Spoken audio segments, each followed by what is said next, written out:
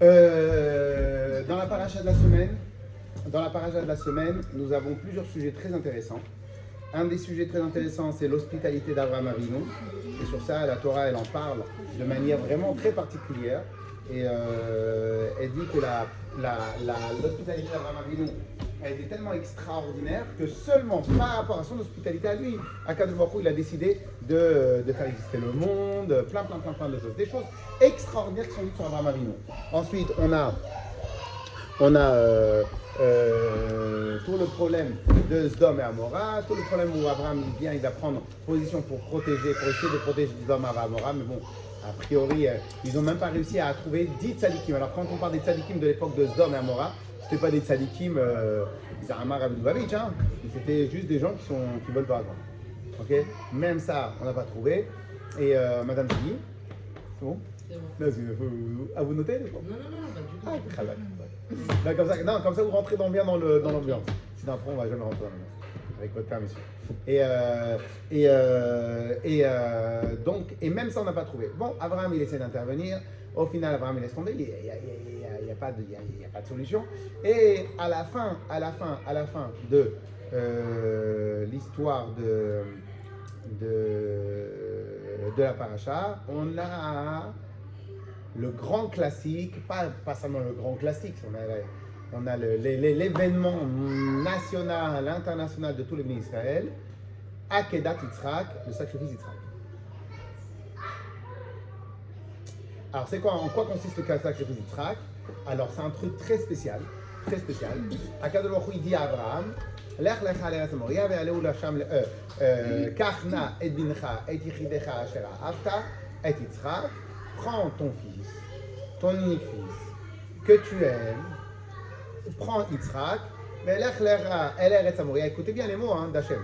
Lech lecha el eretz Moria, va vers la terre de Moria, ve'ha'aleu sham le'ola, et sacrifie-le, tue-le, sacrifie-le pour moi.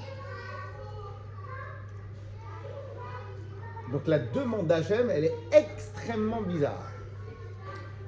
Réaction extraordinaire de Abraham Avinu. Alors juste avant de continuer, on va s'arrêter tout à l'heure sur le terme Karna. Prends s'il te plaît. On va voir pourquoi Hachem il a demandé s'il te plaît. Il a dit prends s'il te plaît ton fils, viens aller au Sham Leola et amène-le en sacrifice. Qu'est-ce qui a marqué après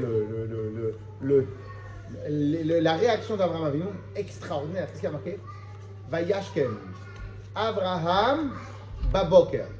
Tous les endroits où il y a marqué dans la Torah, Vayashkem, ça veut dire se lever tôt. De là, tu vois que Abraham n'était pas une mère tunisienne. Pourquoi? Sinon, imagine maintenant qu'est-ce qu'elle va faire la maman. Tu dis, attends, prends un petit déjeuner, prends ci, prends ça, attends, on va un peu en vacances, etc. Et après, parce qu'Akadosh Baruch Hu, il n'a pas dit quand est-ce que tu dois le faire. Ok? Mais qu'est-ce qu'il a fait Abraham? Dès qu'il a reçu l'ordre, le lendemain matin, Vayashkem Abraham Baboker. Abraham s'est levé le matin très tôt. Vayashkem, c'est tout en trop.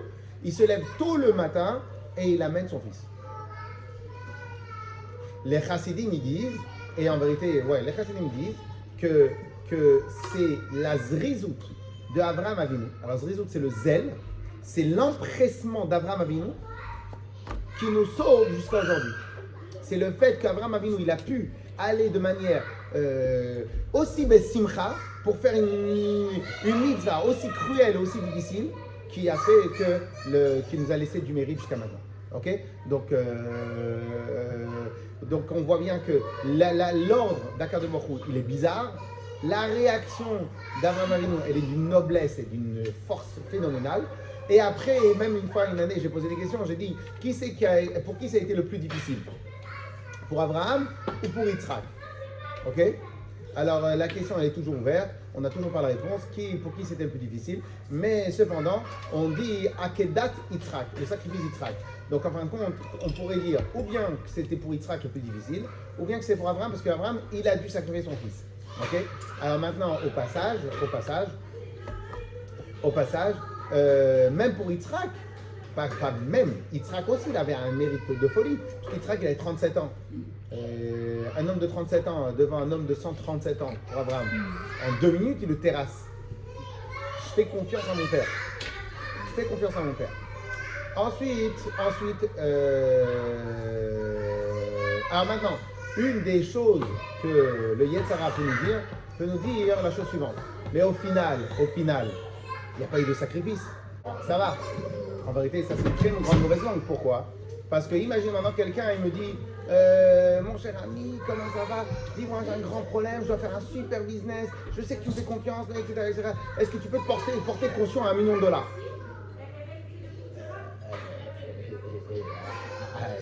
Fais pas ça. Au final, le gars, je sais que je dois le sauver, c'est pas grave, je prends le risque. Je sais pas qui prendrait le risque, mais je prends le risque. Au final, on arrive à la banque, il fait monsieur Rav Israël, vous le connaissez? Pas besoin de prendre caution. Moi, nous aussi, on le connaît, on lui fait confiance.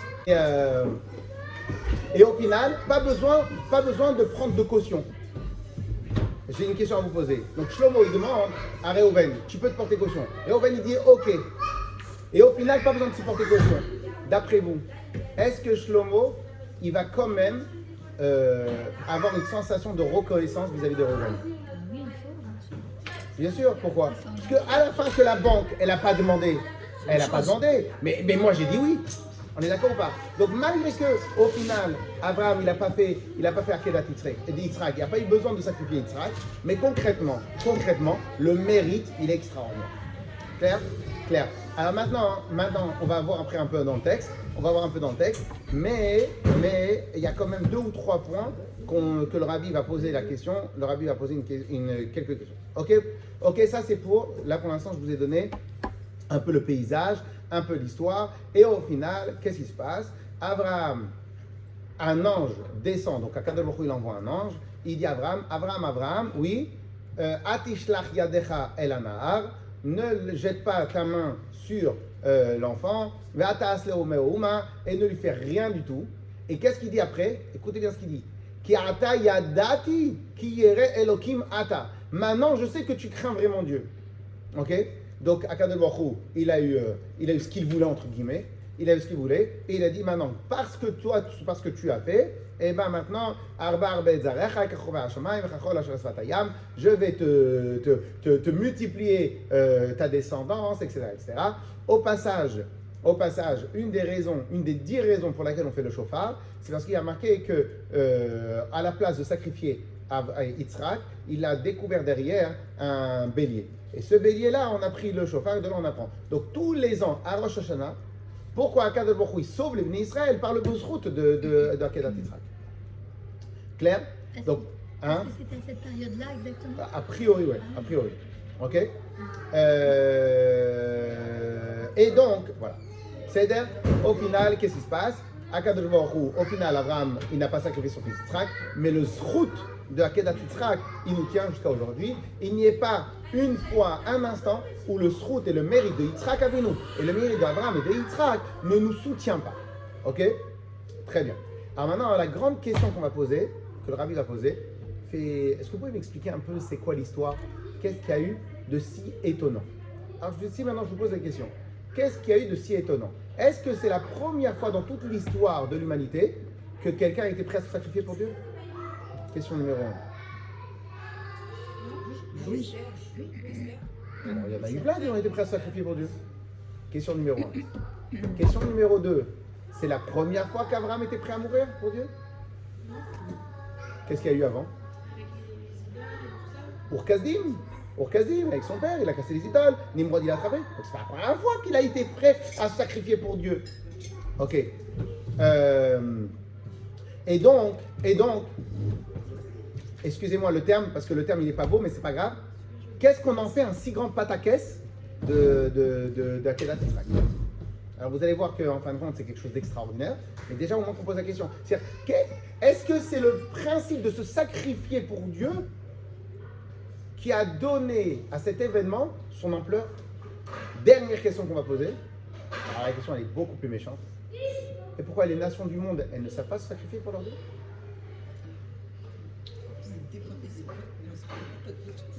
Quoi S'ils peuvent sacrifier d'autres, je dis ça. Oui, non, mais si vous regardez l'histoire du monde, c'est pas vrai. Les chrétiens, à l'époque des païens, ils ont été jetés dans les arènes romaines pour leur foi. Les protestants, ils ont fait avec les chrétiens. On n'est plus à Excusez-moi de vous couper. Le principe de se sacrifier pour sa foi est presque un classique. Oui, mais là, Est c'est un son classique fils. du croyant, quoi. Mais là, il sacrifie son fils. C'est sa chair. Ok, très bien. Mais bon, Yitzhak, il était conscient de ça. Ah oui, c'est la question. Il Est-ce était qu'il était conscient. conscient? Ah oui, il avait 37 ans.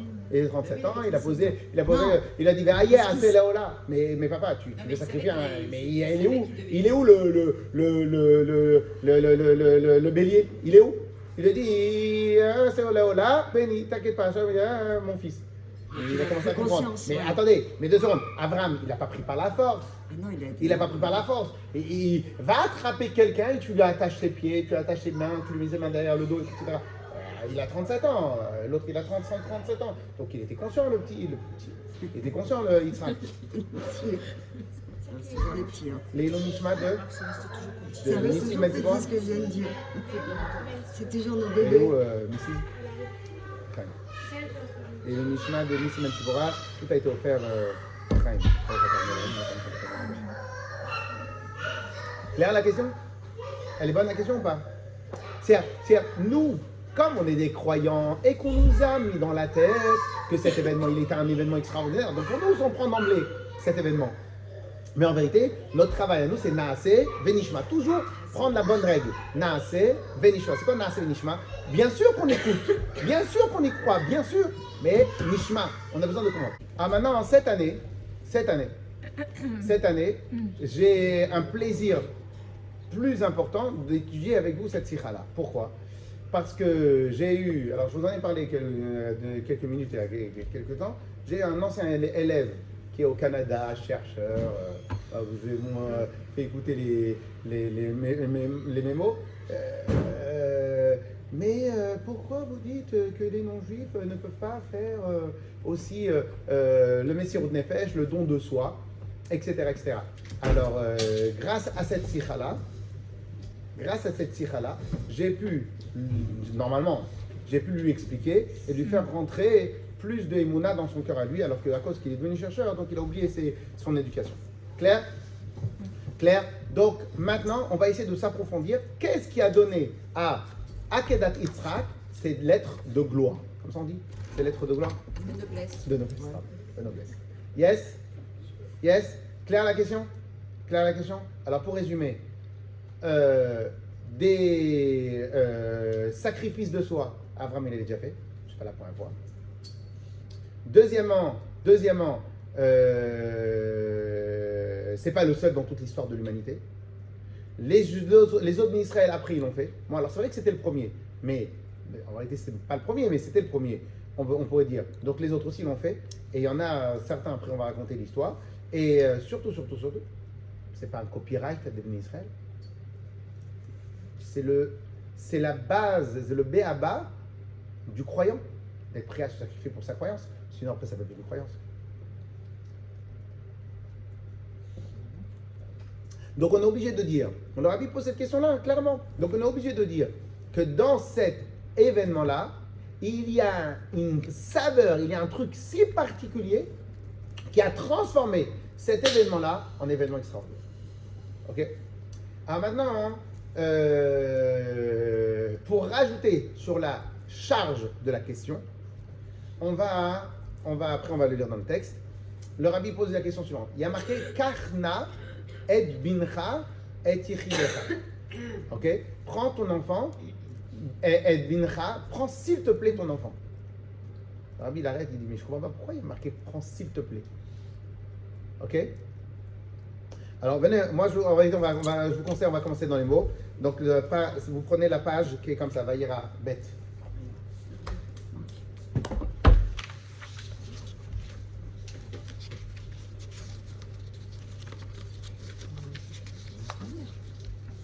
Vous y êtes? Ça c'est bon, C'est la fin, c'est ça? Ouais. C'est ça là. Ah oui, d'accord. Alors, בעניין ניסיון העקדה שהיה העשירי מעשר הניסיונות שנכנס אברהם אבינו, concernant la Akedat Yitzhak, qui était la dernière, la 10e de toutes les épreuves qu'il a eu Abraham, Ita Bigmara, il est marqué dans la Gemara, C'est Kavana dit Akadosh Baruch Hu l'Avraham, Kach na et bincha. Pourquoi Abraham, Hachem il a dit à Abraham, Kach na, prends s'il te plaît ton fils. Où est-ce qu'on a vu qu'Hachem dit s'il te plaît quand il donne un ordre? Ça c'est un. Deux, Abraham il avait déjà fait plein de choses sans avoir besoin d'être demandé. Donc pourquoi tu dis le mot s'il te plaît? Kach na, prends s'il te plaît ton fils. La Gemara, elle nous dit comme ça. Écoutez bien ce que la Gemara dit. Elle dit un truc de fou. Belashon bakasha, la quatrième ligne. Nisiticha bekama nisionot. Je t'ai déjà mis à l'épreuve sur plusieurs épreuves. Écoutez bien parce qu'elle est folle cette phrase-là. Ve'amata bekulam. Et tu as réussi à tenir toutes les épreuves. Amod li benisayon ze. Tiens la route sur ce nisayon-là, sur cette épreuve-là. Pourquoi? Il lui dit s'il te plaît, tiens la route sur cette épreuve-là. Pourquoi? Chez Lo Yomru En Mamash Barishonim. Pour ne pas qu'ils disent que tous les autres que tu as fait, c'était du vent. Le rabbi a posé une question, il dit mais je ne comprends pas. Si maintenant quelqu'un, il a été pendant 10 ans d'affilée champion du monde de boxe, champion du monde de boxe, champion du monde de boxe, 140 victoires, il a perdu une fois, on lui dit que c'était un mytho. C'est la 10e des épreuves. La 10e des épreuves. Il en a fait 9. Sur les 9, il les a passés haut la main. Donc, à aucun moment, il a douté d'Akadosh Baruch Hu. À aucun moment, il n'a rien fait. Il a tout fait. Même quand il n'avait pas reçu d'ordre, il n'a pas douté d'Akadosh Baruch Hu. Tu me dis, si tu ne tiens pas la 10e, c'est-à-dire que tout le reste était zéro. Ou ça n'existe pas. Ça n'existe pas. Le principe du quitte au double, c'est un principe de voleur. Ça n'existe pas le principe du quitte au double. Mais c'est quoi le quitte au double? Regarde, si tu viens pas le dernier jour de ta paye, de ton mois, je t'enlève toute ta paye. Enlève-moi la journée, enlève-moi la matinée. Non, tu viens pas le matin, je t'enlève tout. Mais ça n'existe pas, ça c'est ce qu'on appelle des voleurs. Oui ou non? Ça n'existe pas ça. Sur ce que j'ai fait, ce que j'ai pas fait, j'ai pas fait. Comment tu me dis que si maintenant tu me fais pas la 10e épreuve, si tu la rates, celle-là, c'est-à-dire que tous les 9 épreuves, Loayou Bahem Mamash, il n'avait rien de consistant. Vous avez compris? Donc en fin de compte, on a un problème avec cette Akedat Yitzhak. L'ampleur qu'elle a prise et pourquoi elle a pris de l'ampleur. Ok? Je continue. Alors, je saute. Je passe sur la colonne de gauche. On saute un peu les pages. Birchlalut, Parashat Akedah, Asher I. Alors maintenant, à combien elle est considérée? Je vais voir si je peux ramener le tableau. Akedat Yitzhak, écoutez bien. Elle est considérée comme, regardez ce qu'il y a marqué, Parashat Akedah, Asher I. Kol, écoutez bien les termes. Kol Keren Israël. Akedat Yitzhak, c'est quoi un Keren en hébreu? Keren. Vous ne le savez pas parce que c'est un mot qui n'est pas habituel. Excusez-moi. C'est quoi Keren? On l'entend, Keren. Capital. Capital. Akedat Yitzhak, c'est tout le capital du Ham Israël. Vous savez, c'est quoi? Quand quelqu'un il met de l'argent dans la bourse, il a mis un capital, après il va tirer profit de son argent. C'est-à-dire qu'en fin de compte, ce qui va tirer profit s'appelle juste un profit, mais le capital, c'est ce qu'il a travaillé, c'est ce qui est important, c'est la base, c'est l'ADN. C'est quoi cette phrase-là que la Varvanel il a dit? C'est-à-dire que tout ce qu'on fait nous comme mitzvot, c'est un profit de Akedat Yitzhak. Le capital du Ham Israël, c'est Akedat Yitzhak. Le capital, c'est quoi ça? Le capital du Ham Israël, c'est Akedat Yitzhak. Et quoi, toutes les mitzvot qu'on fait, c'est pour rien. Toutes les mitzvot qu'on fait, c'est qu'un profit. C'est qu'on n'est que des rentiers. Dieu bénisse. On va trouver un système pour...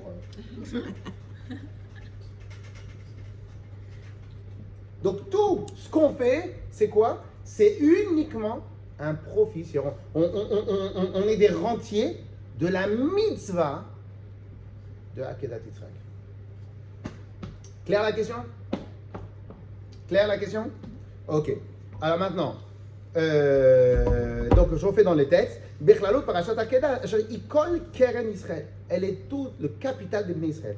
Uzchutam. Et Akedat Yitzhak, c'est notre mérite.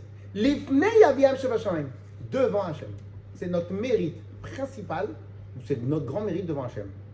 ולכן, ישגור בפינו בתפילתנו כל היום. Et c'est pour ça qu'on en parle tout le temps d'Akedat Yitzhak. On parle d'Akedat Yitzhak à Yom Kippour, à Rosh Hashanah, on parle d'Akedat Yitzhak tous les matins, dans les préfaces de la tfila, tous les matins, on la répète. Tout le temps. Ou Zchut Akedat Yitzhak, Zchut Yitzhak Avinu, Zchut. Tout ça pourquoi? Parce qu'il a été prêt à sacrifier? Très bien. Alors maintenant, le rabbi il va poser une autre question. Est-ce que vous connaissez l'histoire de Hana et ses 7 enfants? Non, c'est pas des Kohanim. Non, c'est encore autre chose. Hana et ses 7 enfants. À l'époque des Romains, bon, il n'y avait pas le Covid, mais il y avait d'autres choses. À l'époque des Romains, les Romains, ils ont voulu, en dehors, parce que le problème c'est le pouvoir, on n'en a jamais assez. Donc ils étaient déjà maîtres du monde, et malgré ça, ils voulaient absolument que même l'esprit des Bnei Israël soit cassé, soit brisé. Donc à un moment où les Bnei Israël sont rebellés après la destruction de Beth Amikdash, donc il y a eu des massacres des Bnei Israël, et tous ils voulaient les faire plier dans leur foi. Ok, très bien. Et à un moment, il y a une famille qui se fait attraper par...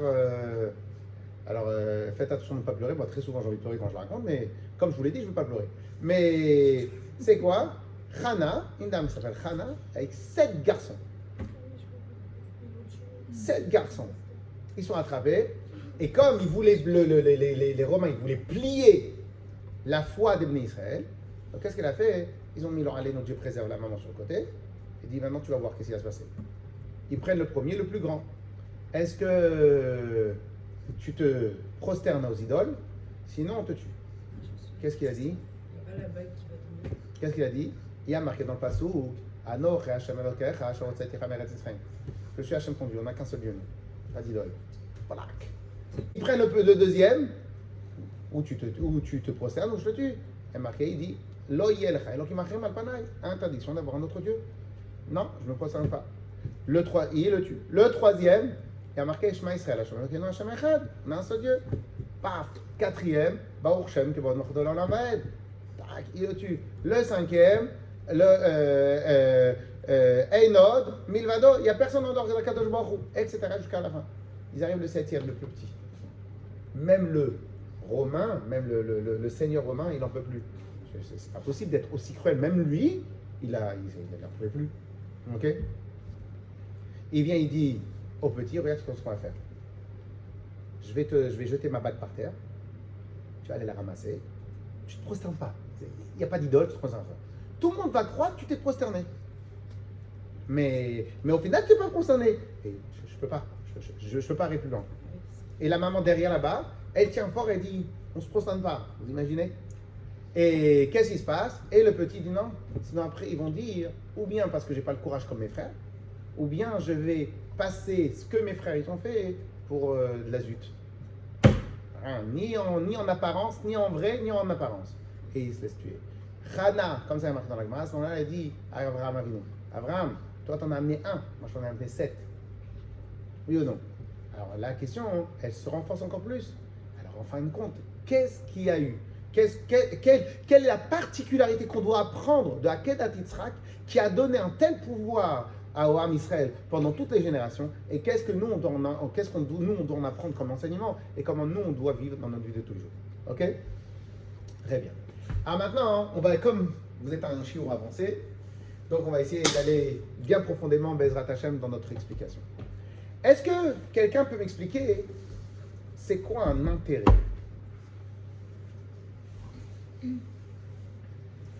C'est faire quelque chose pour avoir autre chose derrière. Très bien. Quand vous vous occupez de vos enfants, vous êtes intéressé? Ça dépend. Vous parlez de l'intérêt. Je sais pas, je vous demande. J'ai rien dit. J'aurais pu dire ça à vos maris, mais c'est tout. Ne m'attaquez pas, ne m'attaquez pas. Non, mais l'intérêt, c'est dans quel C'est un sens? intérêt Parce que là, on est positif. intéressé. Je pose la question. Je C'est pose la question. C'est un intérêt positif. Je pose la question. Mais je retire pas un intérêt personnel. Je pose la question. Je pose la question. Est-ce que quelqu'un peut me donner la définition du petit là aussi? Le meilleur recours, vous en dites, mais quand il parle d'intérêt, je ne sais pas dans quel sens c'est ça. Sur votre respect, madame, c'est exactement ça la question. Quel est le sens de l'intérêt? Ça veut dire quoi un intérêt? Bah, C'est quoi un intérêt? on parle de profit, Vas-y, on ça, parle de c'est quoi? D'avoir quelque chose derrière. Je vous demande D'avoir quelque chose derrière. d'avoir quelque chose derrière. Ah, donc il y a un intérêt quand on s'occupe des enfants. Donc c'est quoi ce que vous procurez comme intérêt de vous occuper des enfants? Bah, qu'ils grandissent bien, dans une bonne éducation. Mhm.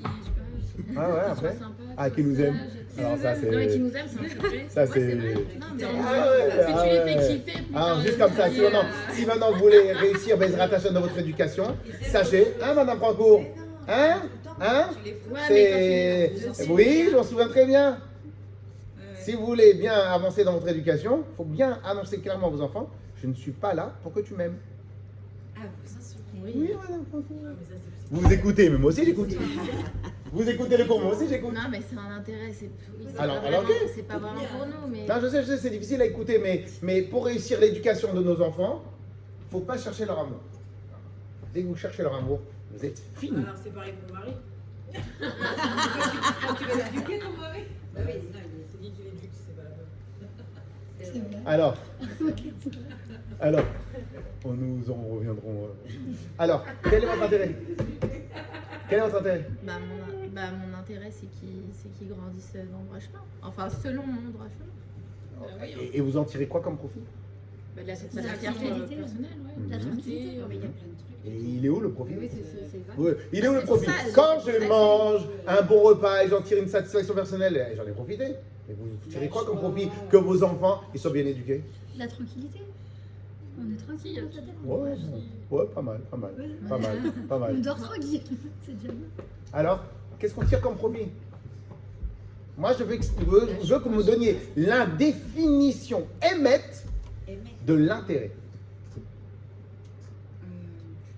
téléphone vite.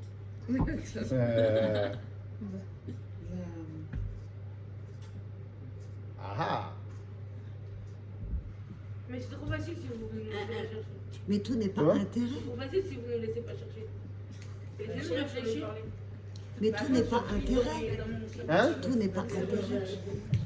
Je vous pose la question, je vous ai rien dit, je vous laisse la possibilité de réfléchir quand même. La définition émette de l'intérêt. Bon, déjà, il faut avoir la bonne définition. Ah, regarde sur Wikipédia. ça. Ah oui, c'est ça. Plénitude, joie. Vous l'avez tellement grogné qu'il n'y a pas intérêt sur le téléphone. Ils disent qu'on en tire un avantage. Il n'y a pas de raison. Mais c'est ce qu'elle a dit, on en tire de la tranquillité, on tire. On en tire plein de Alors choses. j'espère que la définition que je vais vous On en tire donner, plein de choses dans la l'intérêt. définition que je vais vous donner, on peut en discuter pendant des heures, on peut en discuter pendant des heures, mais normalement ça devrait vous Non, mais vous d'avoir aller. compris, je suis trouvé pour avoir Intérêt. Pourquoi vous me dites, pourquoi j'ai un problème avec votre histoire de tirer un profit? Che Guevara, juste comme ça pour plaisir, il s'est sacrifié pour sa nation. Ouais. Chez Guevara. Ouais. Il y a des choses qu'il faut regarder sur Internet, il y a des choses qu'il ne faut pas regarder sur Internet. La révolution cubaine. Le peuple vaincra. moi aussi, je suis justement. 1968. Non mais faut aller dans des bibliothèques des fois. Hein. C'est pas à sourd. Hein. Je n'étais pas née non plus à l'époque de César et je connais même Abraham, je ne l'ai pas connu, mais je connais un peu l'histoire. Je suis vieille, alors Vous pouvez attention. m'occuper de cela. Là. Vous pouvez me Moi, les j'ai gérer. pas le temps, j'en ai déjà trois à la maison. Avec peut-être le mari. Ok. Alors, J'en ai une en plus en fait. Che Guevara. C'est qui Che Guevara? Quelqu'un qui s'est sacrifié pour sa nation. Pour c'était quel pays lui? Cuba. Cuba. Et donc qu'est-ce qui se passe? Après, il s'est fait Ouais, il s'est fait tuer. Un instant. Est-ce qu'il avait un intérêt de se laisser mourir pour sa cause? Son idéal. C'est quoi l'intérêt? C'est quoi l'intérêt de Sa mourir? croyance, sa conviction, il voulait aller jusqu'au bout. de sa Mais croyance. si vous m'avez dit que l'intérêt c'est un profit. C'est pour qu'il y ait une C'est relève pas derrière. forcément un profit. Ouais, c'est ça. Ah, donc c'est plus un profit. Ah. On n'a pas dit que l'intérêt c'était du profit. Pour l'instant, vous avez dit, vous avez dit qu'intérêt égale profit. Non, moi j'ai questionné, est-ce qu'on est sur le domaine du profit ou pas? Je pose une question ouverte. C'est quoi intérêt? Quand on dit je fais les choses par intérêt, Non, c'est comment? Qu'est-ce que vous pouvez rentrer dans le mot intérêt? Qu'est-ce que vous mettez à l'intérieur intérêt? Et ça peut être intéressant. Ah!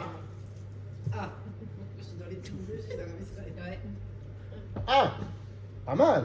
Quelque chose qui vous intéresse. Pas mal. Qui suscite votre Pas mal. Vous avez entendu ce qu'elle m'a dit? Je ne savais pas que ça allait venir aussi vite. Voilà, j'avais programmé un quart d'heure de film. Alors. Non, non. J'envoie les trucs. N'envoyez rien. Je Non. termine un truc alors voilà. Mais c'est dommage. Mais C'est j'écoute dommage. en même temps. Non, mais c'est dommage. Non, c'est gros, hein. C'est dommage. C'est dommage. Alors, donc on a dit intérêt. Au début, on a voulu dire intérêt est égal Profit. profit. Mais c'est pas forcément du La première chose qui tombe dans l'oreille, c'est qu'on a un problème avec nos enfants. On les éduque, mais quel profit on va en tirer? Alors peut-être qu'on peut faire comme les Chinois. Une fois, j'ai lu un article. J'ai lu un... Hein? Non, j'ai lu un article. Chez les Chinois, ils considèrent que éduquer leurs enfants, en tout cas peut-être pas tous, mais en tout cas dans les Chinois de Chine, ils considèrent que dans leur éducation de leurs enfants, non pas les Chinois qui sont venus en Occident et tout ça, que dans leur éducation, et ben une fois que j'ai éduqué mon enfant est redevable. Mais chez nous, les Bnei Israël, on n'est pas redevable du tout, on ne demande rien à l'enfant. Eux non. Très bien. Donc en fin de compte, peut-être eux ils peuvent tirer un profit de leur éducation. Peut-être. Ils éduquent bien leurs enfants et ils considèrent que ça fait partie des choses redevables. Nous, les Bnei Israël, ce n'est pas notre culture. Ok. Mais donc au début, on a pensé que intérêt est égal profit. Mais non. Alors tout d'un coup, madame est venue, elle m'a cassé le suspens du micro, et elle me dit, vous savez quoi intérêt? Ça vient de quel langage? Où est-ce qu'on utilise le mot intérêt? Intéressant. C'est quoi le terme intéressant? Ça apporte quelque chose. Oui. Intéressant. Intéressant. Ça rapporte rien. Intéressant. C'est pas aussi un peu un domaine intellectuel? Ah oui. Complètement. Si, votre cours est intéressant. Vous pourrez revenir la semaine prochaine. Je n'étais pas juste à côté. Donc, le mot intéressant, c'est quoi? Intellectuel. Qu'en vérité, dans le mot intérêt,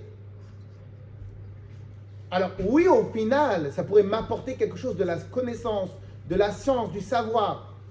Mais la première chose dans le mot intérêt, il y a intéressant. Et intéressant, ça veut dire qu'il y a quelque chose, on parle beaucoup d'intellectuel. Dans le mot intéressant, s'il y a quelque chose, il y a une interaction, on pourrait dire. Il y a une interaction, il y a une logique, il y a quelque chose à comprendre derrière. Donc en vérité, le terme intérêt, la preuve, c'est que tout ce que je ne vois pas, quelle en serait l'utilité, ben, je ne m'y intéresse pas. Un exemple. Mais là, deux secondes, je vous coupe.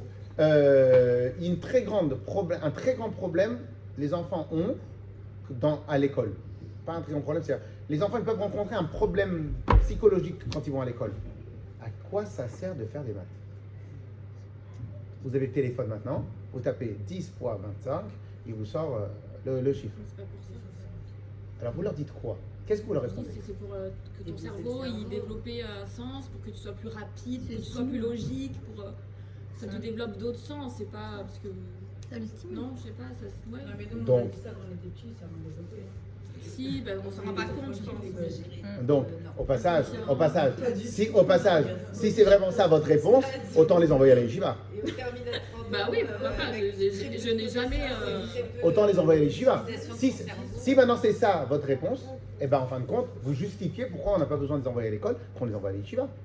Si c'est ça le but de l'école, et au passage, c'est ce que je pense, si c'est ça le but de l'école, c'est qu'on a besoin qu'ils aient une éducation intellectuelle. C'est quoi intellectuel? C'est qu'ils apprennent à réfléchir, on est des êtres humains, on n'est pas des animaux. Notre travail à nous dans notre vie, c'est pas juste d'aller manger. Notre travail à nous dans notre vie, c'est de... La ponctualité, on apprend des tas de choses à l'école. Oui. Le respect, la ponctualité, la sociabilité. Bien sûr. Mais Réfléchir, se creuser la tête, le goût de l'effort, enfin, il y oui, a mais un milliard ok, de choses. je suis d'accord. Mais tout le goût de l'effort, on peut l'apprendre dans le sport. Le goût de l'effort, on peut l'apprendre dans plein de choses. Là, ici, l'école, c'est un travail intellectuel qu'on demande. Oui, aussi. Pourquoi un travail intellectuel? Parce qu'en vérité, on est des êtres humains. Et la base de l'être humain, c'est l'intellectuel. Donc en vérité, on a besoin de nourrir notre cerveau. Donc en vérité, dans le mot intérêt, et malheureusement, le réflexe premier d'intérêt, c'est tout ce que je vois de l'utilité, je prends comme intérêt. Ce que je n'ai pas d'utilité, je ne m'en intéresse pas. La différence entre les gens qui restent au ras des pâquerettes intellectuellement et ceux qui s'élèvent intellectuellement, vous savez c'est quoi? Ceux qui restent au ras des pâquerettes intellectuellement, c'est ceux qui considèrent que le savoir doit être utile. Je ne pose pas de questions. Il doit être utile. Si je peux l'utiliser ce savoir, je le fais. Sinon, ça ne m'intéresse pas. Ça, c'est ceux qui vont rester tout le temps au ras des pâquerettes intellectuellement. Ceux qui disent non. Plus j'ai de savoir, mieux c'est. Donc même si je n'ai pas d'utilité, un jour j'aurai de l'utilité. C'est ce qu'on doit répondre à nos enfants. Plus tu es riche dans le savoir, mieux c'est. Et donc à ce moment-là, on s'élève, on apprend des choses, etc., etc. Et après, on peut comprendre des choses plus importantes. Mais en tout cas, quoi qu'il arrive, le terme intérêt est quasi synonyme de intellectuel et de rationnel. Ah, mais là, on n'aurait pas orienté sur un. Et c'est pour ça qu'on a posé la question. Alors vous savez quoi? Vous savez quoi? Alors vous savez quoi? Alors on va le faire, voilà, c'était le maillon qui me manquait. Le maillon qui me manquait, c'est celui-là. Intéressant, utile, et utile, c'est intellectuel. Si, je vais vous dire pourquoi. Parce que ce que je ne comprends pas son utilité, utile est égal intellectuel, est égal rationnel. Vous savez quoi? Égal, ça nous mène. Rationnel. Non, c'est pas égal, c'est la conséquence. Voilà, c'est la conséquence. Moi, je dis. Rationnel, et rationnel est égal intellectuel. Puisque nous sommes des gens intellectuels. On n'est pas des animaux. Bah oui, mais on peut très bien s'intéresser à un sujet qui est strictement Vous êtes pas là. utile, genre la Oui, paléontologie, c'est utile, strictement les inutile, maths, ou, et pourtant c'est intellectuel, c'est enrichissant intellectuel. Les yeux, vous êtes pas là. Hein? Bah oui, mais non. Non, je sais, merci là.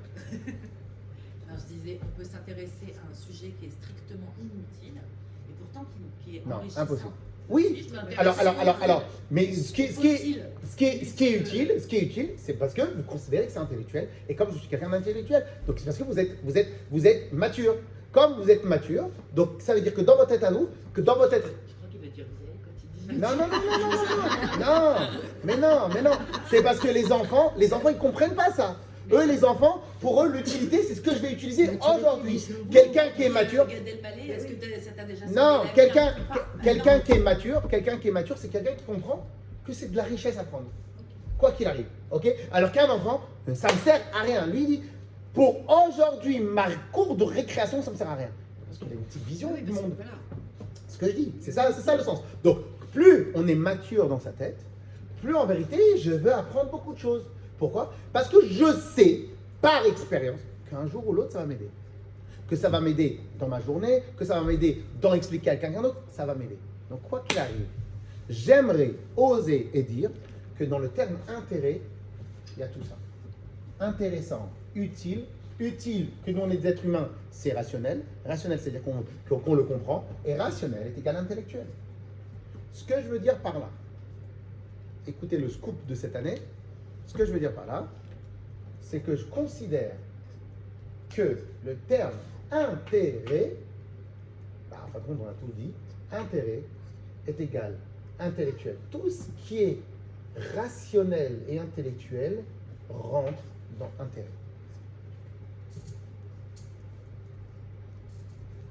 Quelle est la seule chose?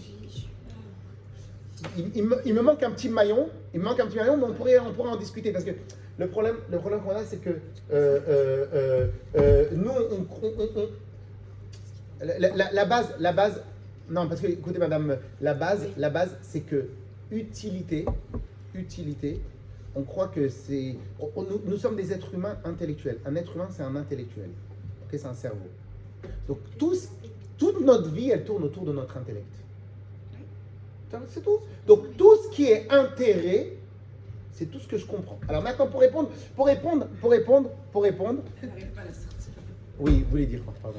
Mais moi, je dis qu'on a scindé le mot intérêt parce qu'il y a plusieurs profils dans le mot intérêt. Il n'y a pas que le résultat Il y a de plusieurs l'intérêt. niveaux de compréhension et de définition.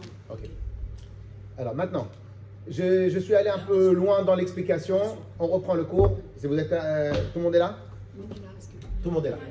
Ah, maintenant j'ai une question à vous poser. D'après cette logique-là. Allez, maintenant on reprend. D'après cette logique-là. Écoutez-moi. D'après cette logique-là. Quand je travaille, pourquoi je travaille? Pourquoi j'ai de l'argent?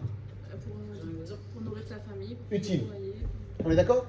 Et pour... Ouais. Un instant, on y arrive, vous allez voir. Vous allez voir. techniques de la vie, du monde Un matériel. instant. Donc pourquoi je travaille? Pour avoir de l'argent? Parce que l'argent c'est utile. Très bien. Pourquoi j'étudie? Pourquoi? Ça aussi c'est utile. C'est un enrichissement intellectuel. C'est utile. Très bien. C'est utile. Pourquoi le soldat est prêt à sacrifier sa vie? Parce que c'est utile pour sa patrie. Oh.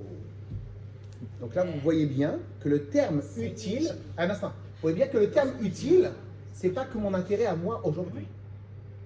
Le terme utile, il peut être très large. Un soldat, pour lui, un soldat, sacrifier sa vie, quand il va sacrifier sa vie, lui, il va mourir. Lui, il aura plus d'utilité pour lui. L'utilité qu'il trouve, c'est même pas un intérêt, parce qu'il n'a pas d'intérêt. C'est l'intérêt pour la nation, pour sa famille, pour les gens. Donc il n'est plus dans l'utilité, dans l'intérêt profit. Non, il est dans l'instrument. Non, il est dans l'intérêt pour la nation. Quand vous avez ça, quand vous avez des rois, quand vous avez des gens, quand vous avez n'importe qui, quand vous avez les croyants chrétiens qui sont prêts à mourir pour leur foi, pourquoi ils le font? C'est utile à leur. C'est pareil, c'est utile à leur. Bravo. croyance, c'est Donc, utile. malgré que c'est extrêmement noble et c'est très beau, mais au final, il y a une utilité et il y a un intérêt. Pas un intérêt, je profite, un intérêt, la foi en profite. Quand les musulmans, ils ont été aussi dans les croisades pour chasser, etc., et donc ils sont restés fidèles à leurs croyances, c'était quoi? Toujours la même chose. Utile. Et les musulmans qui sont fondés C'est pareil. Aujourd'hui, ça n'a rien à voir avec la foi, ça a à voir avec du pouvoir, ça n'a rien à voir. Aujourd'hui, vous prenez tous les anciens Marocains, tous les anciens Tunisiens, ceux qui sont dans l'islam depuis tout le temps, ils font du mal à personne. Du mal à personne, ils sont instrumentalisés, ils ne savent même pas. Regardez la preuve, tous les grands des royaumes, ils sont amis avec Israël. Les Juifs, ils ont toujours bien vécu avec les Arabes, de tout temps. Alors ça a été compliqué, mais de tout temps. Donc c'est une instrumentalisation totale. C'est plus que religieux, c'est politique aujourd'hui. C'est que politique, ok? C'est même politique. Très bien. Alors, donc lorsque maintenant à l'époque des croisades, les musulmans, ils étaient prêts à mourir pour leur foi. Pourquoi? Parce qu'ils se sont dit un point tout simple. C'est quoi le point tout simple? Si on va tous se laisser mourir, il n'y aura plus de foi. S'il n'y aura plus de foi, comment mes enfants, mes arrière-petits-enfants, mes petits enfants, ils vont avoir la foi des musulmans? En vérité, il n'y aura plus. Donc, ils ont trouvé dans le sacrifice, écoutez bien, c'est un paradoxe total. C'est un paradoxe total, ça veut rien dire. Ils ont trouvé dans le sacrifice et dans l'annihilation, dans la destruction, un profit. Collectif. Un profit collectif, un profit de tout le monde, etc. etc. Clair ou pas? Clair ou pas? Oui. Très bien. D'accord, Abraham, du coup. Bravo! Bravo! Bravo! Elle n'était pas partie. Mais alors, et avec Abraham alors? Là, c'est un profit pour sa descendance. Bravo! Merci. Bravo. C'est ça tout à l'heure. Hein? Si, c'est pour la descendance, je disais. Ah oui? Joël, laisse-moi terminer, tu vas voir comment elle va s'arrêter tout de suite. Hein. Mais bon, moi je suis pas d'accord avec ça. Elle est morale d'hébreu quand même, si j'ai un connaître. Mais pour l'instant, j'ai J'ai encore rien étudié dit. la paracha. Oui, pour l'instant, j'ai encore rien dit. Alors, regardez bien. Bah, vous savez quoi? Écoutez bien. Écoutez bien. Vous savez quoi? Avec Abraham, il n'avait aucun intérêt dans le sacrifice de son fils. On ne connaissait pas encore toute l'histoire du peuple juif. Vous ne connaissez pas la fin du film? Abraham, ça a été exactement le contraire de toute l'humanité. Pourquoi? Qui allait suivre le chemin d'Abraham? Son fils Yitzhak. En le sacrifiant, Bien sûr. il n'y a plus d'utilité. Ouais, ouais. C'est pas rationnel, intellectuel automatiquement, et c'est pas intéressant. Il n'y a aucun intérêt à en tirer. De plus, en le sacrifiant, plus de peuple juif. Oui. On est d'accord? Parce qu'il avait 137 ans. hein. Sa femme Sarah, elle est morte sur place. Plus de peuple juif. Écoutez bien, le pire du pire, plus de monothéisme. Ah oui. C'est quoi monothéisme quoi? C'est comme ça qu'on écrit? Poli, c'est plus. Ouais. Monothéisme. Non, Monothéisme. il y a un bug. Non, c'est pas La drôle. théologie, c'est la religion. Bon, ça. Voilà, c'est intéressant. C'est étudié que dans ce monde, mais c'est pas étudié dans le monde là-haut. Alors, C'est. monothéisme, plus de monothéisme. Ah non, puisque c'est le Écoutez-moi, premier déjà. pourquoi plus de monothéisme? Parce que c'est à lui, c'est le premier. Parce que lui, il est en train de dire à tout le monde, vos cultes païens, C'est le premier. c'est des cultes barbares. hein. Et qu'en vérité, Dieu, il est bien, il est gentil. Et tout ce qu'il nous demande, c'est de s'attacher à lui. Et qu'en fin de compte, etc. Ils vont lui dire, en fin de compte, tu fais comme nous. Toi aussi, en vérité, c'est un culte barbare. Parce qu'il n'y avait que les cultes barbares qui demandaient de sacrifier les enfants. Donc, en fin de compte, c'est pas vrai tout ce que tu nous as dit. Tu es un menteur. Quand tous ceux à qui Abraham Avinu, il a fait tchouva, ils vont entendre qu'Abraham Avinu, il a fait comme le plus bas des bas des cultes païens. Ils vont dire quoi? Tout ça, c'est du mytho. Là, je l'aurais dit. Tout ça, c'est du mytho. Un instant. Tout ça, c'est du mytho. Ce qui veut dire plus de peuple, plus de monothéisme, et pire que ça, tout ce qu'il a travaillé pendant 137 ans, zéro, poubelle. Ah oui. Et le pire du pire, vous savez c'est quoi le pire du pire? Il y a pire que détruire. C'est quoi ce qui est pire que détruire?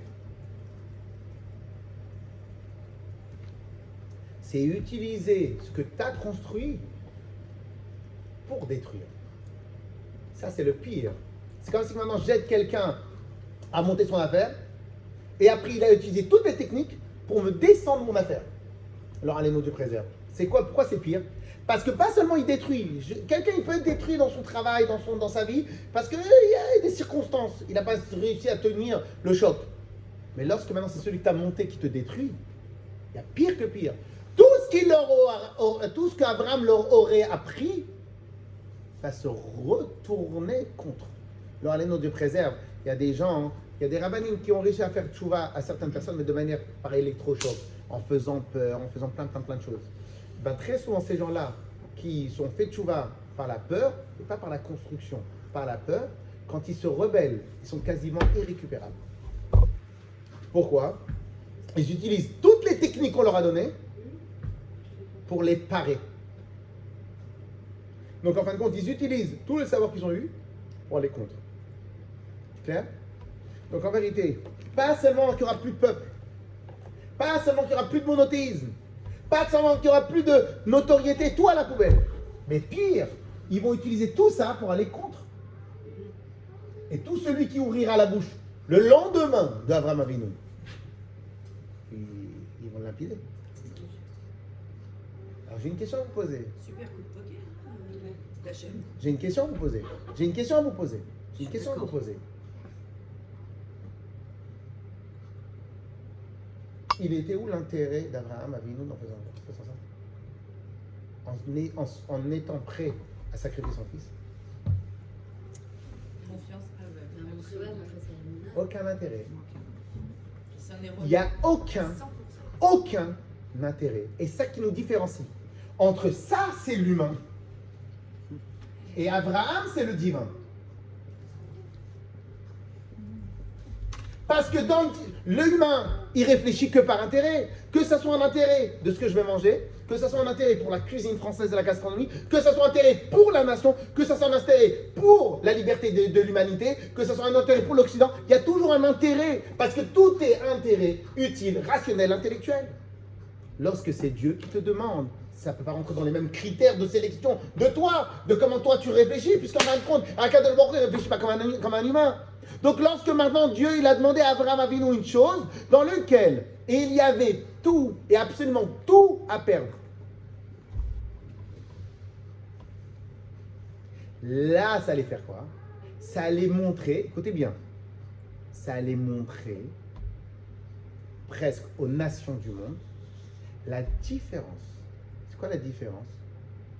Le plus bon des humains, le meilleur des humains, au final, il y a un intérêt. Le meilleur des humains, que tu veux ou que tu ne veux pas, c'est pas méchant, c'est comme ça. C'est comme ça, c'est comme ça, c'est comme ça. Tout à l'heure, je vous ai posé la question, pourquoi vous éduquez vos enfants? Alors au passage, c'est presque faux ce que vous avez dit.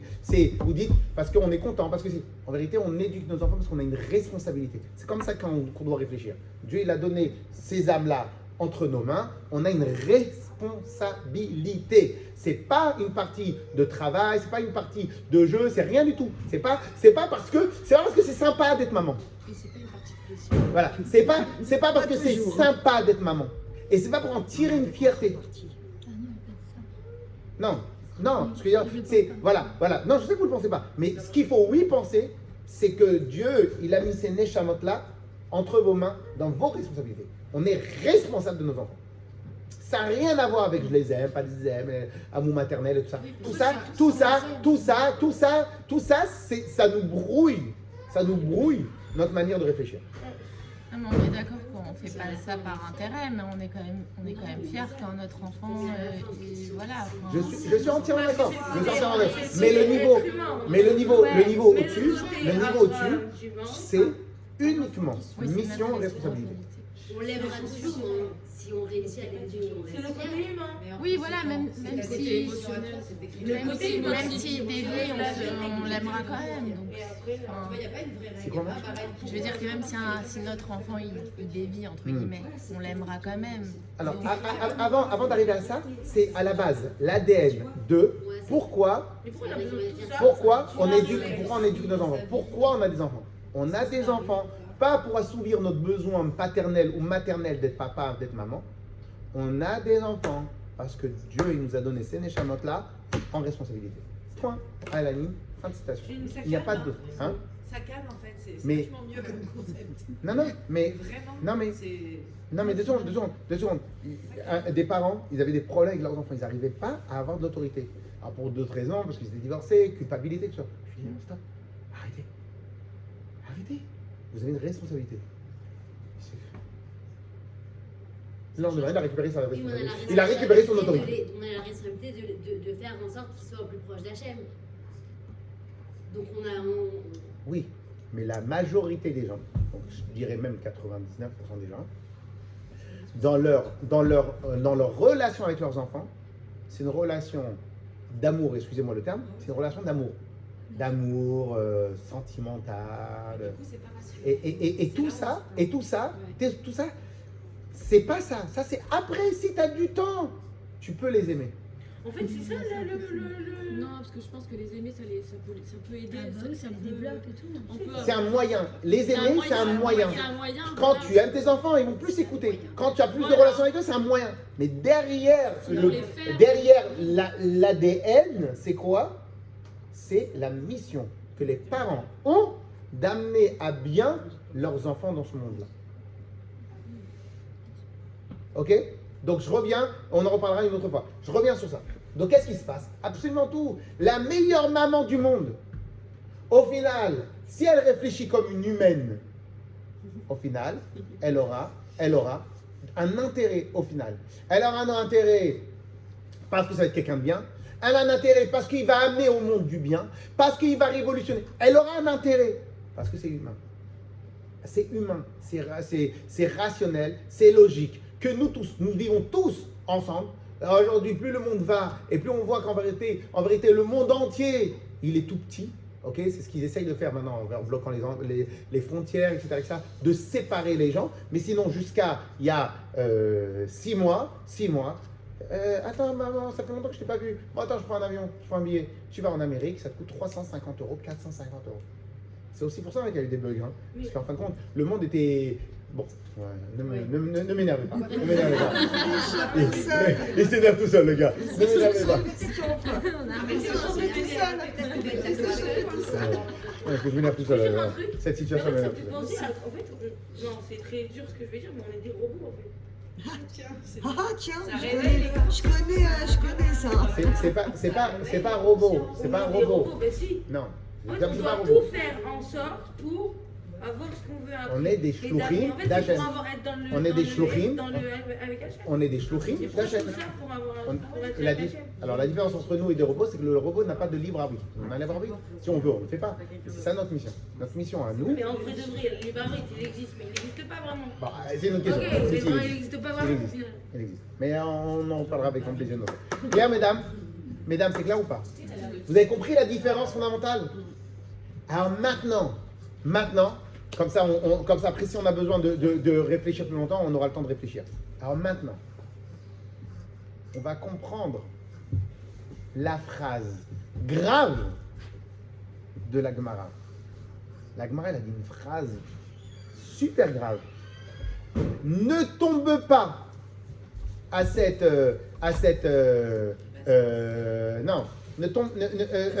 supporte cette épreuve. Rappelez-vous ce que j'ai dit. Sinon, écoutez bien, ça c'est le clou du spectacle, s'il vous plaît. Vous écoutez bien. Hachem il dit à Abraham, Kachna et bincha et yechidecha. Prends ton fils et s'il te plaît, si tu n'y arrives pas, les gens ils vont dire que tout était du mytho. Vous vous rappelez ce que j'ai dit au début? Maintenant on va comprendre. Pourquoi Hachem il dit, si tu rates celle-là, ça veut dire que tous les autres c'était rien du tout. Parce que ça a des conséquences graves. Non, pas pour ça. C'est ça. Abraham, depuis le début, il a dit quoi aux gens? Oui, mais allez plus loin. Il dit quoi? Il dit qu'il y a du divin, donc au-delà du rationnel. Il dit qu'on doit être attaché, non pas à notre profit à nous, mais pour le profit de Dieu. Mais Dieu c'est qui? C'est un humain? Non, c'est pas un humain, c'est le divin. C'est au-delà du rationnel, au-delà de tout ça. Et toute la journée, il disait, il y a quelque chose au-delà de tout qui gère tout. Donc toute la journée, il expliquait que je n'œuvre pas pour mon intérêt, je n'œuvre pas pour l'intérêt de l'humanité, j'œuvre pour l'intérêt de Dieu. Oui ou non? Très bien. Donc, moi, je n'y ai pas d'intérêt. Dans tout ce qu'il a fait Abraham jusqu'à maintenant, il aurait pu avoir un intérêt. C'est quoi? Quand quelqu'un est convaincu de ce qu'il fait, il en parle. Quand quelqu'un est animé par ce qu'il fait, il aime en parler. Ma'ahavti toratecha, kol hayom isichati. C'est quoi kol hayom isichati? David Amelach il dit, il dit que toute la journée, la Torah, c'est mon discours toute la journée. Rien que je fais que de parler de Torah. Pourquoi? Au début, il dit, Ma'ahavti toratecha. Tellement j'aime la Torah que toute la journée, j'en parle. Quand quelqu'un, il aime quelque chose, toute la journée, il en parle. Abraham était convaincu et il aimait son idée. Donc c'est normal qu'il en parle toute la journée. C'est du rationnel ou c'est de l'irrationnel? Un peu entre les deux, oui. Du rationnel. Vu qu'il en a- Vous étiez là jusqu'à maintenant. Un peu entre les deux. Alors, je répète. Si maintenant quelqu'un, il est convaincu par un sujet et il en parle toute la journée, Bah, c'est rationnel. donc c'est rationnel. Oui. On est d'accord ou pas? C'est rationnel. Si maintenant Abraham, Hachem lui dit, il va en Israël, après il est tombé en Égypte, et après il ressort d'Égypte, et on lui dit, bon, Hachem, il a réussi à être sauvé. C'est du rationnel. Et donc à la fin il dit, regardez comment Dieu il est grand. Bah, le fait qu'il défend Dieu, c'est du rationnel ou d'irrationnel? Il en a gagné. Il a gagné, il y gagne. De l'attachement avec Dieu, il y gagne. Il y a gagné quand Sarah elle a été kidnappée. Il a eu des cadeaux. Il y a gagné quand il a dû sauver son neveu Lot. Il a gagné Kedar Laomer et avec tous les autres rois. Il y a gagné quand il était avec Abimelech. La plupart des épreuves qu'il a eues, au final, il y a gagné. Pourquoi il y a gagné? Quand il a été pris par Nimrod à Ur-Kasdim dans le feu et que Dieu il a sauvé. Et à la fin, il dit à tout le monde, Dieu c'est le meilleur, Dieu c'est le plus grand, Dieu c'est le plus fort. Mais c'est rationnel. T'es le préféré, t'es le chouchou d'Hachem. T'es le chouchou d'Hachem, c'est normal que tu vas défendre ses couleurs, oui ou non? Donc en vérité, sur les 10 épreuves, il y en avait 9 où les mauvaises langues du monde auraient très bien pu dire, c'est normal, Abraham, il avait un intérêt. Yes ou pas? Je répète. Imagine maintenant que plus je dis de Divrei Torah, imagine maintenant que quelqu'un, il est payé au nombre de cours qu'il fait. Plus il fait de cours, plus il y gagne. Plus il est bon orateur, plus il y gagne. Donc, en fin de compte, peut-être, c'est vrai qu'il parle d'Hachem de la Torah, mais il gagne. Si quelqu'un, dès qu'il donne à la tzedaka, tout de suite il gagne de l'argent. C'est normal, tu y gagnes. Si quelqu'un, dès qu'il met les tefilines, il est en bonne santé. C'est normal, tu y gagnes. Donc quand la personne, il va dire à tout le monde, mettez les tefilines. Pourquoi les gens, ils vont mettre les tefilines? Par intérêt. Quand Abraham, il est sorti de Ur Kasdim, on l'a jeté dans le feu et il en est sorti entièrement. Son nom est devenu tout d'un coup international. Il y a gagné en notoriété, il y a gagné en reconnaissance, mais c'est normal qu'après il va parler d'Hachem. Oui ou non? Oui ou non? Très bien. Donc, quelle était sur les 10 épreuves la seule? Alors, bien évidemment, Abraham, il n'a jamais fait ça pour ça. Mais quelle était sur les 10 épreuves la seule épreuve qui prouve qu'Abraham ne fait pas par intérêt? Akedat Yitzhak. C'est pour ça qu'Hachem il lui a dit, si tu rates celle-là, ils vont dire que tout le reste était du mytho. Pourquoi? Parce que tout le monde peut dire dans le reste que c'est normal. Hachem il te fait des miracles, c'est normal que tu en parles de lui. J'ai un ami, il est super gentil et dès que j'ai mal à la tête, il me donne une goutte et tout de suite je me vais bien. J'ai mal au ventre, j'ai plus besoin de manger. Mais c'est normal que je parle de ça. C'est mon intérêt de parler de ça. Donc qu'est-ce qui se passe? Si pendant toute sa vie, pendant 137 ans, Abraham Avinu, il diffuse la parole d'Hachem et qu'en diffusant la parole d'Hachem, au final, constamment, il peut y trouver un intérêt intellectuel, un intérêt de connaissance, un intérêt de notoriété, un intérêt de reconnaissance. Ça, c'était les 9. Hachem lui dit, s'il te plaît, tiens bien sur la 10e. Parce que si la 10e, tu la rates, ils vont tout remettre en cause. C'est pour ça qu'il a dit, Karna et Mincha, s'il te plaît, réussis celle-là. Si tu réussis pas celle-là, cette épreuve-là, eh ben, ils vont dire que tout c'était du mytho. Pourquoi? Comment tu peux dire ça? Comment tu peux dire que quelqu'un qui a été champion du monde pendant 10 ans, au final, il est champion rien du tout? Réponse, ça dépend avec qui il était champion du monde. S'il s'est battu, il fait 90 kilos, il s'est battu contre des enfants, donc oui. Ok? Etc. Donc qu'est-ce qui se passe? La dernière épreuve, c'était quoi? C'était une épreuve où clairement, il avait tout à perdre. Les deux, ils avaient tout à perdre. Oui. Donc, la dernière épreuve, c'était quoi? C'était une épreuve où clairement, Abraham Avinu, il avait tout à perdre. Et parce qu'il avait tout à perdre,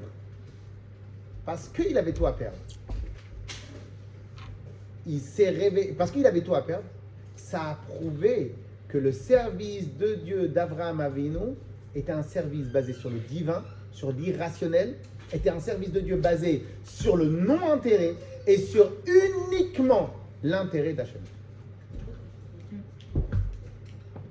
Est-ce qu'on est bon?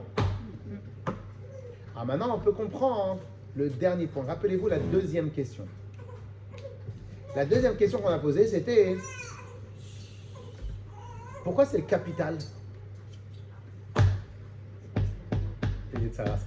Pourquoi c'est le capital? Pourquoi c'est le capital de Israël? Pourquoi Akedat Yitzhak c'est le capital? Pourquoi c'est le capital et nous les profits? Pourquoi ça s'appelle le capital? Pourquoi le Avraham il a dit Kol Keren Israël? Akedat Yitzhak c'est tout le capital d'Ibn Israël. Pourquoi c'est le capital? Parce que c'est la con. Qu'est-ce qui est le socle?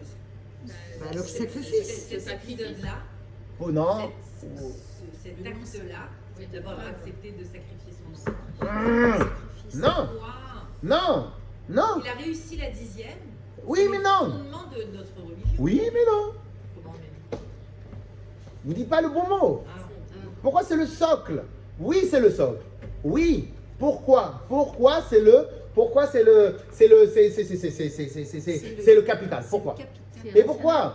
Parce que ça a été fait sans intérêt. Ah. C'est sans intérêt. c'est Le rationnel. capital. Pourquoi le capital? Parce que la base de notre socle en tant que Bnei Israël, le socle c'est quoi? C'est qu'on est dans le divin et on est dans l'irrationnel et dans le non-intérêt. Ça va bon? Oui, j'ai entendu. Irrationnel et Parce que elle a attiré mon attention, c'est pour ça, mais j'ai entendu ce que vous avez dit.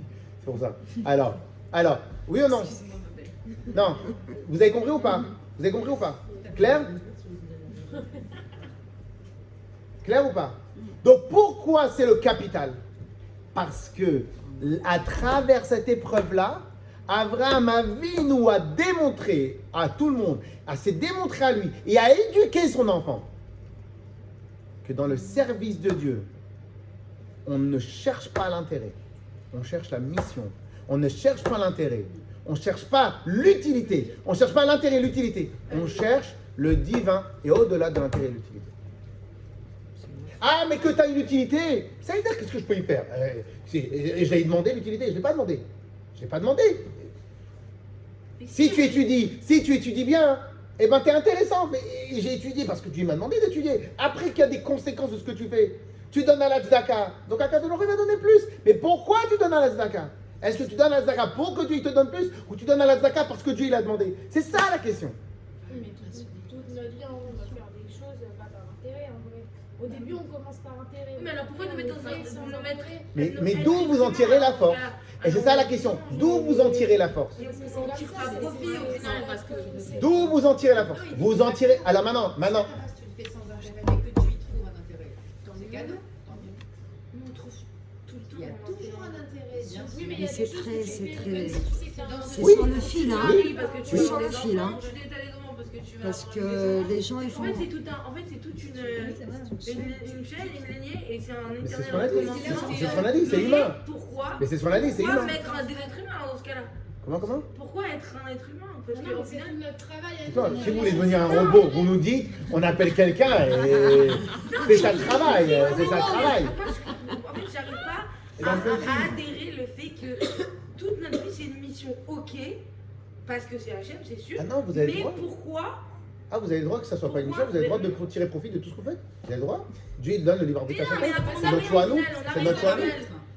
Au final, si on tire profit de tout ça, mais on tire pas profit de ce que HM. Enfin, notre mission sur Terre, mais on n'a rien au final. Mais en fait, c'est tout ça qui engendre tout ça, mais ça fait quand même du mal. On va le travailler, on a toute la vie. Non, mais je sais. Qu'est-ce qui fait du mal? En fait, tout dépend de comment tu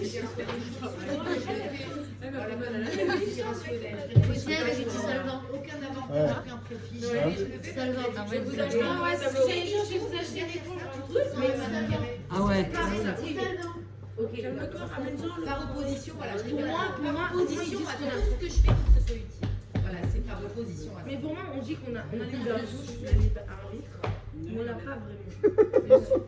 On a dit, on parle de ça après. On l'a pas Arrêtez. vraiment libre arbitre. Donc, bien sûr, Elle est en pleine crise, celle-là. Comme ça, Elle est en mais pleine on l'a crise, pas hein? dans le fond. Non, mais si on n'a pas le libre arbitre. On a le libre arbitre, ça c'est sûr. C'est sûr. Ça c'est sûr. La question, c'est où? C'est quoi le libre arbitre? Ça veut dire que tu Mais c'est sûr qu'on a le libre arbitre. Mais non, si on n'a pas de libre arbitre, c'est pas possible. C'est pas possible qu'on n'ait pas de libre arbitre. Va manger ton petit pot d'enfant. Alors, maintenant, pourquoi j'ai fait ça? Et après, comme ça, on clôture. Pourquoi j'ai fait ça? Écoutez bien, s'il vous plaît. Divin et humain. J'ai pas par cœur toutes les 10 épreuves d'Abraham Avinu. Mais on a la première épreuve. Il défend sa foi. Nimrod veut le jeter dans la fournaise ardente. Akadosh Baruch Hu le sauve. Et là, il commence à parler encore plus. Alors, d'abord, il commence à parler d'Hachem. Et après, il commence à parler encore plus. Les gens, ils peuvent dire divin ou humain. Répétez. Dans l'histoire de la fournaise ardente, de la première épreuve d'Abraham Avinu, les gens ils peuvent dire ou divin ou humain. Divin. Divin. Moi je dirais il a été sauvé du feu. Alors, en vérité, ils vont dire, bien sûr, divin, parce qu'il a été sauvé, Il y a eu peur. mais il va dire, mais bon, il en profite un peu quand même. Il n'en profite pas sur place, parce qu'il était prêt à mourir. Mais sa cause en profite. Donc, humain. Mais on a vu tout Utilité. à l'heure que les mères, c'est On est d'accord? Pour clôturer. De la même manière, la deuxième. De la même manière, la deuxième. Lui, il peut éventuellement mourir, mais la cause vivra. Divin, humain. Dans les deux. Divin, humain. Donc, c'est les mauvaises langues vont dire, oui, bon, tout ça t'explique bien, mais tous les prêtres des nations, ils savent se mettre en danger pour leur foi. Quelqu'un se met en danger pour son argent. Donc, on ne va pas se mettre en danger pour sa foi. On peut se mettre en danger pour sa famille, on peut se mettre en danger pour sa nation. Donc, c'est presque normal ce qu'il fait Abraham Avinu. Presque normal. C'est un être exceptionnel, mais c'est presque normal. Tac, tac, tout on peut dire. Mais quand vous dites les gens, ils vont dire, on parle desquels gens? Les nations du monde. Parce qu'aujourd'hui, qu'on le veuille ou qu'on ne le veuille pas, Abraham Avinu fait partie des grands maîtres de toutes les nations du monde. Bah oui. Bah oui. Donc aujourd'hui, C'est un socle. c'est ok. Et tout ça comme ça, donc celui qui croit à Abraham Avinu, il va dire Abraham Avinu, il est sous ordre divin. Il ne fait que animé par sa foi. Ceux qui disent non, ils disent, regarde, c'est un être exceptionnel. Mais il y en a eu beaucoup de moins de grande ampleur, mais beaucoup comme lui. Et rappelez-vous, c'est ce que le jeune homme a voulu me dire. Mais pourquoi vous dites c'est copyright? C'est pas copyright. Il y en a beaucoup qui ont fait ça. Et là, je lui dis, t'as raison sur tout ce que tu dis, t'as raison. Il y en a une. Il y en a une qu'il n'y a pas d'équivoque. Comme ça, on dit, il n'y a pas d'équivoque. Il n'y a pas d'équivoque. Il y en a une seule. Lequel? La dernière. Est-ce qu'on peut mettre les deux V? Ben non. Ah non. Ça peut pas être dans l'humain. Il perd tout. Il perd tout. La seule chose que peut-être qu'il aurait, c'est le Gan Eden. Mais il perd Et encore. tout. Il perd tout. C'est Oui, tout. il a raté. Tout ce qu'il a construit, la notoriété, la foi, le chose, tout son enfant qu'il a eu à 100 ans, le miracle, tout, il sort avec zéro. Et c'est pas comme aujourd'hui quelqu'un il fait un business, et c'est pas comme aujourd'hui quelqu'un il fait un business, il peut se dire je perds tout mon argent mais c'est pas grave, on peut se refaire. Oui. Non. Là tu as 137 ans, tu te refais de rien du tout. Là tu te refais de rien du tout. Tu as eu ton enfant à 100 ans, c'est-à-dire que là tu as 137 ans, Ouais, ta l'unique. femme elle est décédée. L'unique. Là c'est mort. Écoutez bien, concentrez-vous, c'est la fin. Seul et unique. Ouais. C'est mort. Il n'y a plus de possibilité de se refaire. C'est mort. Mais, mesdames. Donc, il perd tout. Alors, écoutez bien. Comme il perd tout, donc ici, on ne peut que cocher ici. On est d'accord ou pas? Madame, on ne peut que cocher ici. On est d'accord ou pas? Et là, même les plus sceptiques, ils ne peuvent pas dire qu'il y avait de l'humain. Il n'y avait pas d'humain, il n'y avait pas de rationnel, il n'y avait pas d'utilité, il n'y avait rien, tout. Et là, qu'est-ce que Hachem dit? Tu vois? Si celle-là t'avait raté, ils auraient dû dire, mais c'est normal que celle-là il a raté. Pourquoi? C'est la seule où il n'avait pas d'intérêt. Les autres, il a réussi parce qu'il avait un intérêt. Donc tout cela, il n'y a rien de divin. La dernière, elle prouve que tout ce qu'Abraham il a fait que par volonté divine. Mais du coup, comment ils ont su les autres? Parce que c'est marqué dans la Torah. Mais lui, il est descendu, il a dit voilà, j'ai fait ça, il s'est passé ça, machin. C'est une autre question qu'on pourrait travailler après. C'est une autre question qu'on pourrait. Ok? Alors maintenant, on peut mieux comprendre pourquoi il y a marqué que tiens-toi, réussis celle-là. Parce que si celle-là, tu ne réussis pas, et bien en fin de compte, on remet tout en cause. Et maintenant, on peut comprendre pourquoi la Avarvanel, il a dit que ça, celle-là, c'est le capital des Bnei Israël. Pourquoi c'est le capital? Parce qu'en vérité, nous, les Bnei Israël, étant donné que nos mitzvot, on les a reçus du divin, et ben nous, on doit travailler sur nos mitzvot sans aucun intérêt. Mais je termine sur un autre point. Bien, le rabbi nous dit, j'ai posé une question aux hommes, ils n'ont pas su répondre. Je sais pas si vous allez mieux faire, mais je vais quand même la poser. Ouais, ouais. Pourquoi Abraham, Yitzhak et Yaakov, ils sont appelés nos patriarches? Parce que c'est les fondateurs. Et les transmetteurs. Alors, il faudrait dire les fondateurs, il ne faudra pas dire les patriarches. Et les transmetteurs. On va dire des exemples. Abraham, Moshe Rabbeinu aussi est un Non, exemple. parce que c'est comme Eliezer aussi est un exemple. C'est comme nos Oui. pères. Oui, parce qu'ils ont quand même. Pourquoi on dit c'est nos pères? C'est eux qui ont créé le peuple juif. Donc nos pères fondateurs? Oui. Non, c'est pas pour ça. C'est personne avant eux. Nos pères spirituels. Pas mal, mais fondateurs, ce que vous voulez dire. Non, c'est-à-dire qu'on se Ils ont réfère à eu des épreuves. C'est eux qui vont dans commencer le chemin. l'accomplissement des mitzvot. Qui référence. Non, c'est ça. Vos enfants ont vos chromosomes. Oui. On allait là. Eh bien, Abraham, Yitzhak et Yaakov, chaque juif, il hérite de la Neshama de Abraham, Yitzhak, Yaakov, Sarah, Rivka, Rachel et Léa. Il hérite d'eux. Il hérite. Dès que quelqu'un il est juif, il hérite automatiquement. Automatiquement. C'est ADN. Hein, comment? De cet ADN.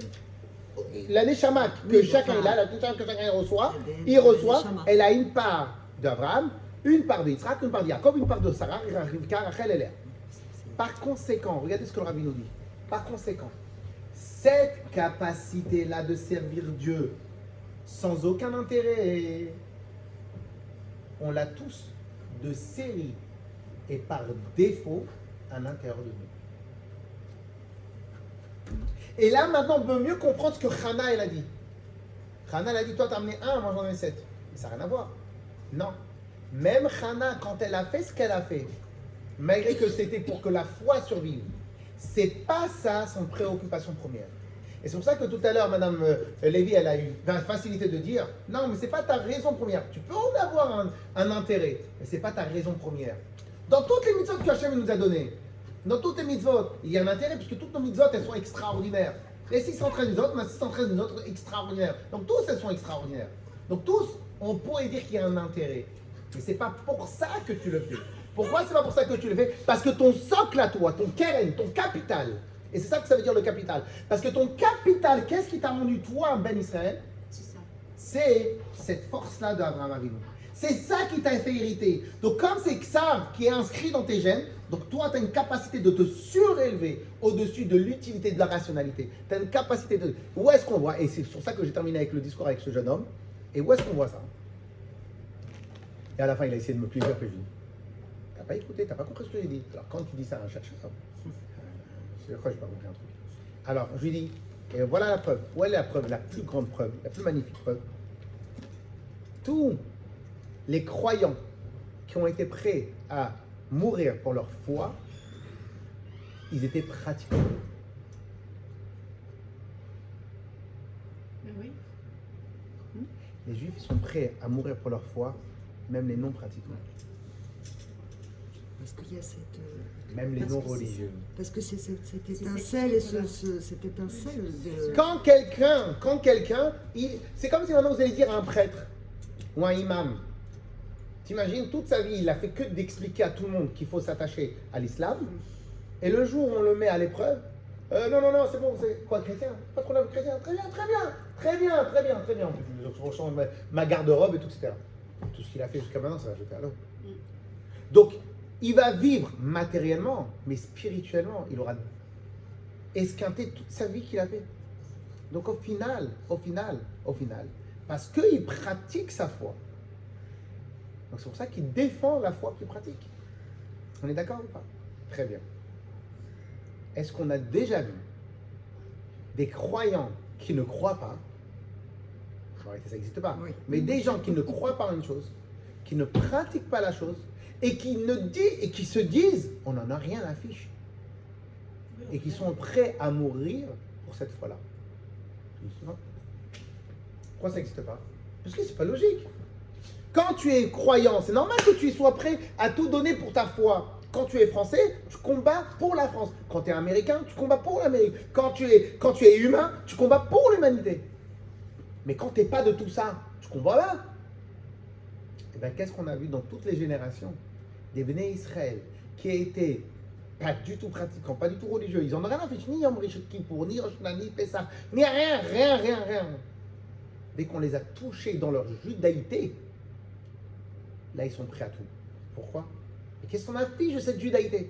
Parce qu'en vérité, notre attachement à Hachem, c'est pas un attachement qui est lié avec le rationnel. Si Abraham, il aurait raté celle-là, On ne sera pas là de toute façon. ça aurait été très très mal. Pourquoi? Parce que même pour Abraham, ça aurait peut-être prouvé que tout ce qu'il a fait, c'est parce qu'il avait des calculs. Même des calculs pour la foi, même des calculs pour l'humanité. Des bons calculs, des calculs très nobles, des calculs. Ça a prouvé que derrière ces actions, il n'y avait aucun calcul qui se cachait derrière. Clair? Alors maintenant, j'avais un truc en tête, mais bon, voilà. Ok? Alors maintenant, on va reprendre toutes les questions qu'on a posées depuis le début, et on l'a terminé, on les a déjà fait, mais on les a déjà terminées. Premièrement, on a posé la question, comment ça se fait que Abraham, Hachem lui a dit, Cartin, fais s'il te plaît, sinon ils vont dire que toutes les premières épreuves, elles sont tombées à l'eau. Pourquoi? Là maintenant on a compris. Parce que la seule épreuve qui prouvait qu'il n'y avait aucun intérêt, c'était la dernière. Après on a demandé, mais comment ça se fait que c'est le keren, c'est le capital? C'est le capital, parce qu'en vérité, c'est ça ce que est demandé à un Ben Israël. Que tu aies des résultats intéressants, c'est la vie. C'est la vie. C'est la vie dans chaque chose que je fais. Si je te fais un sourire, tu vas mieux m'aimer. Mais je te fais un sourire pour te faire du plaisir à toi, pas pour moi. Dans chaque chose qu'on fait, il y a le résultat. Mais la question, c'est le pourquoi tu fais ça. Donc en fin de compte, ça, c'est ça que ça veut dire le capital. Le capital, c'est ça que ça veut dire le capital. C'est-à-dire que la raison pour laquelle on fait les choses, c'est parce que Dieu il nous l'a demandé. Et maintenant, on va comprendre, malgré que Abraham, et maintenant on va comprendre, pourquoi malgré que Abraham, il était déjà prêt à se sacrifier. Donc c'était pas la première fois qu'il était prêt à se sacrifier. Donc pourquoi il a tellement d'importance? Parce qu'à chaque fois qu'il a été prêt à se sacrifier, il y avait à chaque fois une explication rationnelle ou un intérêt. Maintenant, on va terminer un dernier point que le Rabbi soulève et qu'elle est toujours intéressante à soulever, ce point-là. Comment ça se fait qu'Abraham, Hachem, il a attendu qu'Abraham ait 100 ans et que Sarah ait 90 ans pour leur donner un enfant? Tu veux leur donner un enfant, pourquoi tu les fais souffrir? Donne-leur. Oui ou non? Pourquoi? En vérité, alors, dans les lois du mariage, dans les lois scientifiques du mariage, un homme et une femme peuvent ne pas avoir d'enfants. Et si les deux ils se séparent, chacun il augmente ses chances d'avoir des enfants. Donc s'ils se remarient, chacun il augmente des chances. Ne pas avoir d'enfants avec la même femme et le même mari pendant 1 an, 2 ans, 10 ans, 20 ans, 30 ans, 40 ans, ils ont dû se marier, ils avaient 20 ans les deux.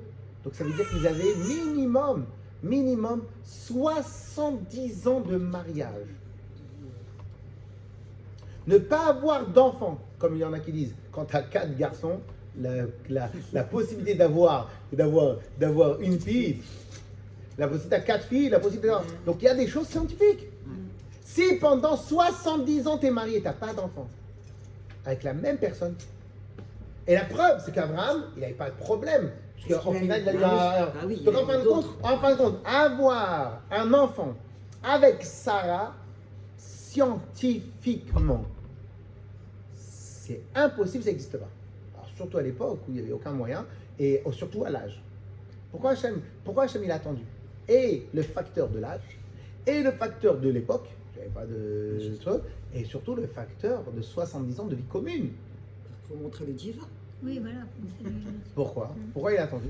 Parce qu'il voulait tout simplement que le premier enfant de Bnei Israël,